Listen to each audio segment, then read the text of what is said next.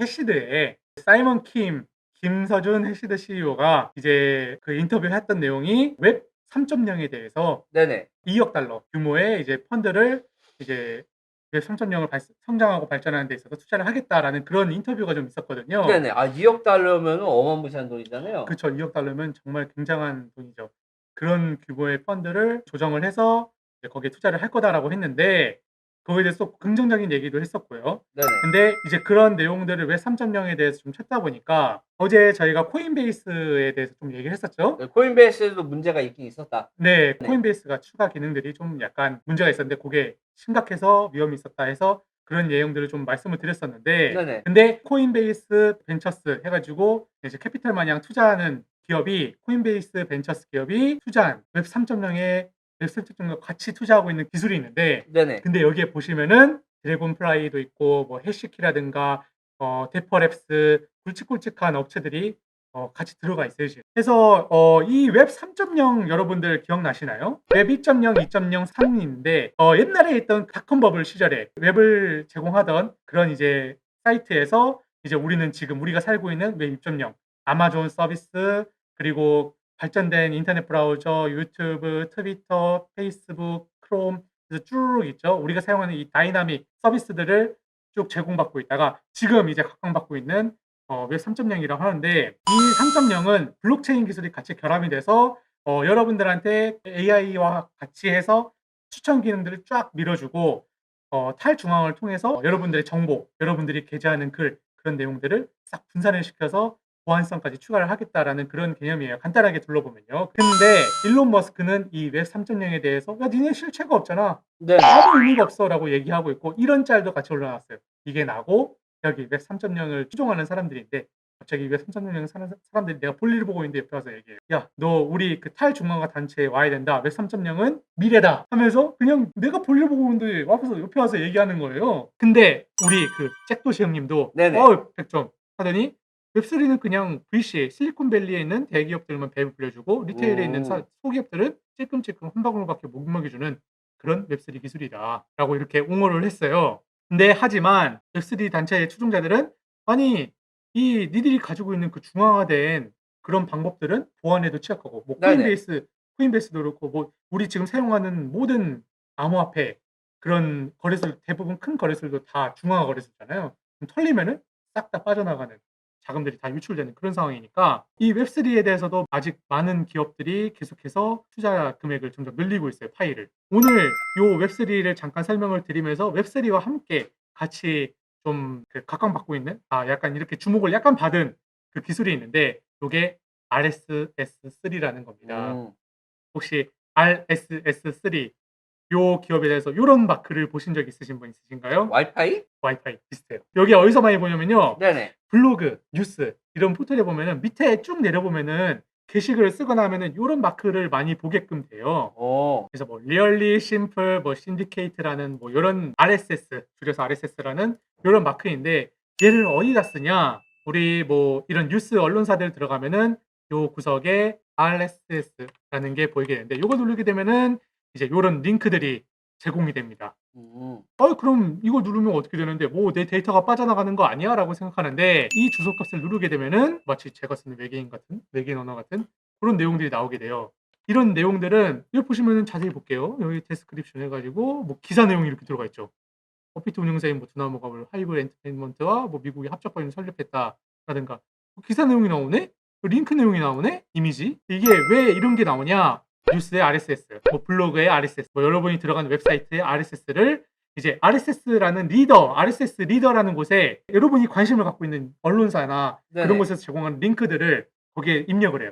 RSS3를 만들 때 이제 RSS 기능에 블록체인을 넣자. 네네. 해서 이런 과정을 거쳐 가지고 뭐 우리가 사용하는 그냥 앱들을 뭐 블록체인 기능을 통해 가지고 탈중앙화된 RSS 자기들 네트워크를 통해서 이제 탈중앙화된 DB 스토리지에 넣으면은 여러분의 이제 자료들이 여러분이 게재하는 게시물들, 우리가 뭐 쓰는 글들 혹은 언론사에서 쓰는 기사들 그런 것들을 이제 다 분산을 시켜 가지고 데이터 저장을 하는 데에 이제 보안성이나 투명성 그런 거를 추가를 할 수 있다. 근데 이런 것들을 넣으면서 이제 블록체인을 쓰는 거는 그냥 기사나 이런 내용에다가 블록 넘버, 블록의 숫자 있죠? 그런 걸 꼬리표 태그를 달음으로써 자료들을 이제 분산화 저장시킨 다음에 블록에다가 꼬리표를 달겠다. 그런 개념으로 생각을 하시면 됩니다. 그래서 여러분들이 실질적으로 얻을 수 있는 거는 이제 네트워크에 대한 시큐리티나 어떤 투명성, 보안, 뭐 안전성 이런 것들을 중앙화를 시키면은 우리가 이쪽 서버에 딱 들어가서 모든 게 하나만 딱 걸리게 되면 털리니까 네네. 이런 거를 탈중앙화 시켜서 여러 군데 분산화 시켜 놓자. 그러면 여러분들의 데이터를 누군가가 쉽게, 그러니까 예를 들면 우리가 네이버 블로그 같은 걸 사용하게 되잖아요. 그럼 거기다가 모든 글들을 다 게재를 시키면은 네네. 네이버가 이쪽 우리 내용을 언제든지 깔아 올릴 수 있고 언제든지 간단하게 수 있어요. 설명을 하면은 우리가 싸이월드를 사용을 했었잖아요, 어릴 때. 그 싸이월드가 중앙화되어 있기 때문에 그 걔네들이 싸이월드 회사가 망가져서 서버가 터지게 되면은 우리의 추억인 사진들이 날아가는 건데 네네네. 이렇게 웹3로 이렇게 넘어가게 되면은 그 본체가 되는 그 회사가 날아가더라도 내가 쓴 글, 내가 저장한 사진들이 고스란히 기록에 남는다라고 보시면 될 것 같아요. 그리고 이제 약간 이 기술에 대해서 약간 조금만 더 네네. 설명을 드리자면은 이렇게 탈중앙화해서 데이터에 넣게 되면은 아까 형이 얘기해 주신 대로 네네. 데이터 분산이 되면서 어느 한 곳이 뭐 중앙화된 방식은 그냥 그 서버가 날아가게 되면 위험하게 되는데 내 데이터가 어디서 언제 어떻게 그 회사를 통해서 가공되고 있는지 모른단 말이에요. 네네. 근데 이렇게 분산을 시켜 놓으면은 내가 작성한 글이나 내가 작성한 기사에 대해서 아무도 함부로 접근을 하기 힘들어지는 음. 그런 상황이 되는 거죠. 그러니까 지금 인터넷 세상에 있는 자료 지금 중앙화가 되어 있잖아요. 근데 이런 것들을 블록체인으로 대입을 하면서 그 중앙화 시켰던 서버라든지 지금은 서버로 유지를 하잖아요, 자료들을. 네네. 서버라든지 이런 게 터져 나가더라도 사실 실제 내가 이제 내의 추억을 오랫동안 간직할 수 있다. 그래서 우리가 지금 요즘에 보면은 사진 같은 경우도 많이 찍잖아요. 네네. 사진을 찍었을 때 핸드폰이나 이런 데 저장을 하거나 외장하드에 저장을 했을 때 실질적으로 외장하드가 고장 나거나 핸드폰이 고장 나면은 이거 사용을 못 할 수가 있어요. 그래서 네네. 클라우드 시스템이라고 해서 이거를 인터넷에다 업데이트를 시켜주는 기능들이 있는데 그건 이제 중앙화된 거란 말이에요. 네, 그렇죠. 시간이 지났을 때 그 회사가 없어질 수 있어. 네네. 그러면 내가 10년 전, 30년 전에 업데이트 시켰던 사진이라든지 나의 추억들이 사라질 수 있지만 이 시스템을 통해서 블록체인을 결합하는 시스템을 통해서 이제 그 사라지지 않는 나만의 추억을 오랫동안 간직할 수 있는 그리고 어딘가에 치우치지 않는 서버나 이런 거에 대한 이제 리스크가 없는 자료들을 이제 보관할 수 있다라고 네네. 보시면 될 것 그걸 같아요. 이제 탈중화 방식으로 보관을 할 수 있다는 거죠. 네네. 얘네가 이 기술을 만들면서 코인도 같이 만들었어요. 그러니까 이런 기술을 만들면서 얘네들이 여기다 코인, 블록체인만 접목시킨 게 아니라 이제 코인까지 접목을 시켰거든요. 네, 그렇죠. 이제 문제는 거기서 나오는 건데 이게 접목을 시키면서 여기에 또 많은 회사들이 투자를 했습니다. 여기서 이제 문제가 하나씩 발생이 돼요.